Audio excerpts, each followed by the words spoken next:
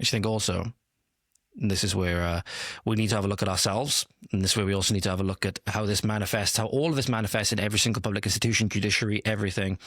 So you have your judge who let a blade-carrying migrant remain in Britain revealed as former asylum aid executive. So this now is from GB News, and this just goes to show how every single thing has been compromised. Every single public thing has been compromised in pursuit of this leftist agenda, right? We have Christian Quadjovi, I believe that's how you say his name, 26, argued that he would not be able to reintegrate in France if deported. I'd argue that is not our problem, but anyhow. A judge who allowed a migrant convicted for drug dealing, sexual assault and carrying a knife has been revealed as a former executive for a pro-asylum charity. That should be no surprise whatsoever. No surprise either that it is, very likely in this instance, a liberal, certainly a female, presumably. Fiona Beach deemed that Christian Quadjovi was not a threat to the British public. He's just been convicted, mind you, for drug dealing, sexual assault and carrying a knife. But he's not a threat to the British public, ladies and gentlemen. He's not a threat. He's not a threat. That's just you being bigoted and racist and all manner of different things. The French-born criminal has spent over 963 days behind bars in UK prisons, but he's not a threat, mind you, since arriving in Britain at the age of 10. Miss Beach was revealed by The Sun to be a former director at Asylum Aid, and that's why she says that he's not a threat, because she's on the ideological side that wants to ruin this country. She's one of the enemies. She's one of the enemies. So of course she's going to say that one of our enemies is not our enemy and is not a threat to us. Because she wants to believe that, and she obviously believes it. She obviously believes it. Just why should he have to be housed here at taxpayer expense? Whether it's in social housing or whether it's in prison. Shouldn't be here. Ship him the fuck back out. A charity that provides free legal representation for migrants on behalf of the Bail for Immigration Detainees Group. Free legal representation, meaning taxpayer funded because they get their money from the government. So you're funding keeping these people in our land. You're funding it, i.e. the taxpayer. So that's thinking about how your money is being used to directly harm you. And you're being told that you're racist or you're this, you're that for objecting to it. The judge was a director for Asylum Aid between September 2004 and February 2007. She stepped back from the role after being made a part-time judge in December 2006. Shouldn't something like this disqualify you from being a judge? You gotta think, surely something like this would disqualify you from being a judge because you have to have questions about your impartiality. You have to have questions about your impartiality, and then no surprise when she's a judge, she rules. What was it? She ruled to let him stay in Britain, to not deport him. So quite clearly she's acting on her ideological biases. So surely that should have been a thing when she was being appointed as a judge. That just goes to show they wanted these people with this ideology to be appointed to these positions. They wanted that. I.e. the people that were installed in our government to directly facilitate this. And the people that installed them, World Economic Forum, UN, etc., wanted a compromised judiciary, obviously.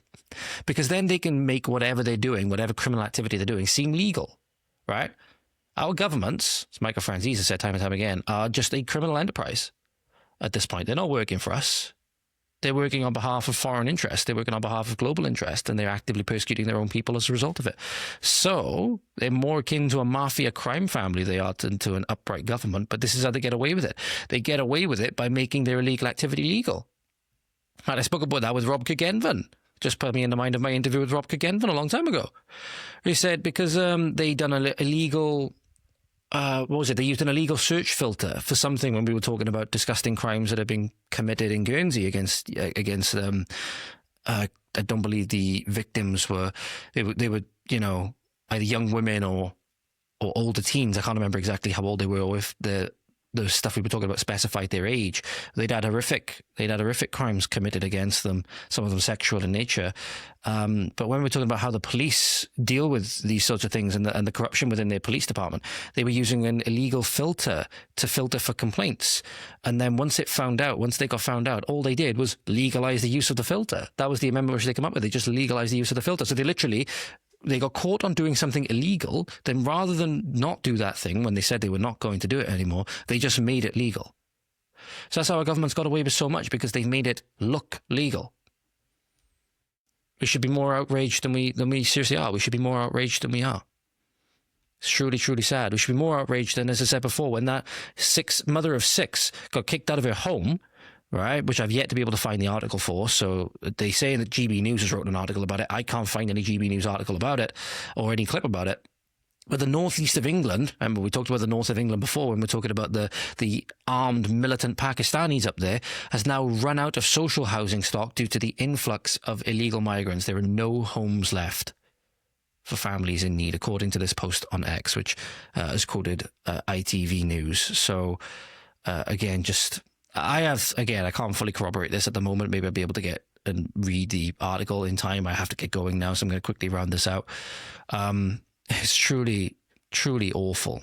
It's truly awful. But it's all been by design. It's all been by design. And our political system has been compromised in so many ways. And Americans are learning this as well. Americans are learning this lesson at the moment, especially with regards to Muslims in particular, and how they are taking advantage of their electoral system, how they're taking advantage of their democratic system. And make no mistake, this will be happening in our country as well, which is why we need to get rid of mail-in voting. We need to get rid of mail-in voting. Okay, maybe with certain exceptions, I don't know if people physically can't get out of the house, if they're elderly and immunocompromised or whatever. But even then, you get somebody to vote on their behalf. There's no surprise that, you see daughters or carers or whoever it be, saying, oh, do you want to vote for these people, Granny? Even though they probably wouldn't vote for them. They just want to, vote for the party that they want and make it look like they did. But this is an example, literally, of ballot stuffing caught on camera. And it's something that the left in particular swore was never happening, but it quite clearly is. And odds are it's happening in this country as well. Muslim City Council member Abu Musa was caught doing what Democrats swore never happened. He stuffed a mail-in ballot box with dozens of ballots. Literally, there's a guy here, gets out the car, stuffs this mail-in ballot box with dozens of ballots, presumably fake ones, are just obviously they're going to have one name on the ballot in particular, in order to swing the election, right? But done dozens and dozens of fake ballots, and now he won his race last week by 76 votes. And Hamtramck, which I believe is in where this area is, I'm not sure exactly it is. Detroit, make no mistake. Yeah. Say no more. It's in Detroit. Now as an all-Muslim city council. But here is that footage for you, ladies and gentlemen, literally of the scam taking place right in front of your eyes. New video obtained by Local 4 shows a black pickup truck pulling up outside Hamtramck City Hall in the middle of the night, just days before the primary election. All of a sudden, the lights turn on inside the truck. That's when you spot 3 men inside, including what appears to be Council Member Abu Musa in the back seat, the same council member who is seeking re-election right now. The video then shows the driver getting out and stuffing absentee ballots into the drop box. The only problem? They don't all fit. He then starts pushing them in before reaching for 2 more stacks. The whole time looking around to see if anyone is watching. After about 2 minutes, the group drives away. And get this, Local 4 found that it happened again, only 4 days later. Happened this time, again. A different car pulling up, with what appears to be the same council member in the passenger seat. He then starts handing bundles of ballots to the driver, dropping off 3 large stacks. City election results show Musa received 1,129 votes during the primary, making him the top contender for city council in November. Michigan State Police confirmed the videos are part of an ongoing investigation. It all comes just days after 2 Hamtramck City Council members were charged. There we go. They were charged with election fraud, by the way, where I cut that video off. I just said they were charged with election fraud. Tells you all you need to know. I'm glad the Americans are learning this, because they're going to be the ones now that are going to be leading the way with sorting these problems, because our government doesn't want to sort them. It's going to be pressure from the Americans in particular that get our government to do anything, as we're seeing with regards to Ofcom or Ofsted, whichever one it was, tried to file some action against 4chan recently, and 4chan basically told them to fuck off because we're an American company, right? It was one of our agencies said that, look, we want basically a fine of £20,000 for content that we don't like, and there's going to be daily penalties occurring thereafter unless you comply with our online safety bill. And 4chan basically said, look, we're an American company, we're not subservient to you, we're not going to do anything, this is going to be brought up in American court, and we're going to seek any representation that we need. We're going to seek to take all the action that we can. Basically, them telling us, our tyrannical government, thankfully, to go fuck themselves, to go screw themselves, right? Which is good, which is exactly what we need. It's going to be, sadly, other governments that are going to help us deal with this. They're going to lead the way. Sadly, we've now decided we don't want to lead the way on these things anymore. We led the way all across the world with the fucking empire, and for all its ills, massively technologically advanced the world. And in many ways, a lot of areas that were part of the empire, that are no longer part of the empire, have massively regressed since then. And a lot of people don't want to admit that, but it is true.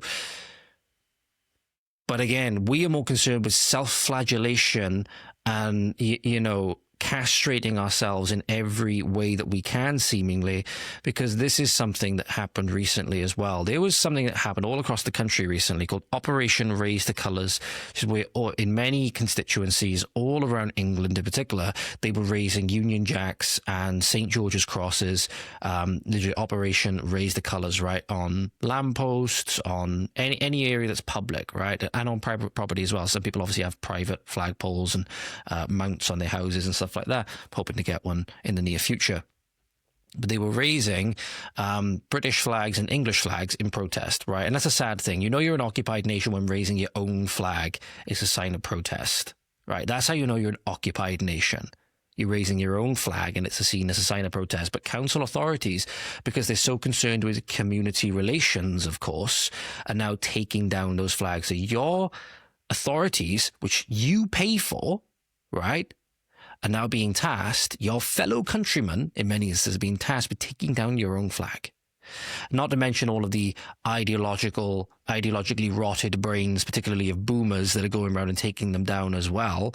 There's obviously a lot of the boomers are suicidally empathetic and perfectly okay with the colonization of their country, because as Richard Tice said, they're not going to be around to see it. It's going to be their grandkids, and it's going to be their kids' grandkids and great-grandkids that have to suffer the consequences of that. So they can go fuck themselves, right? They should have no say in any of this anymore. But anyway, this is it on video from the Daily Mail. Council authorities are now going down and taking down English flags. Bear in mind, you erect any other kind of flag. You had Pakistani flags going up on flagpoles recently because it was quote-unquote Pakistani Independence Day. You had the same with India. Nothing said whatsoever. The minute it's natives that want to raise their own flag, it gets taken down. This is how you know you're dealing with a tyrannical regime, ladies and gentlemen, when stuff like this happens. So as you can see, they're going out, they've got a big long pole, and they clipped down the St. George's Cross. The St. George's Cross, obviously the flag of England, right? So let's see if it'll play again now. But this is the thing, they council men, they're wearing high vises, right? And they've got the equipment to cut the flag down, and they cut the flag down. But the thing is, people are not going to stand for it. They're just going to go back and put those flags back up again, and they'll do it as many times as they have to. But this is the thing. This is where you know you're living in an occupied country. So a government that's been occupied and is choosing to occupy us on behalf of foreign interests. In many instances, obviously, the foreigners have come over and do it as well. But where you put your own flag up and it's seen as a sign of protest, that is how you know you're dealing with an occupied area or occupied country. In many instances, people don't want to admit it. It's occupied by hostile forces. Make no mistake, it's coming for all of our communities unless we do something. Make no mistake, if you live in a community like mine where it's not so evident at the moment, there's other infestations that take place, as we've seen, pride infestations and stuff like that. But again, it will be coming one way or another. Make no mistake, as I said, especially if Labour and Plaid get their way.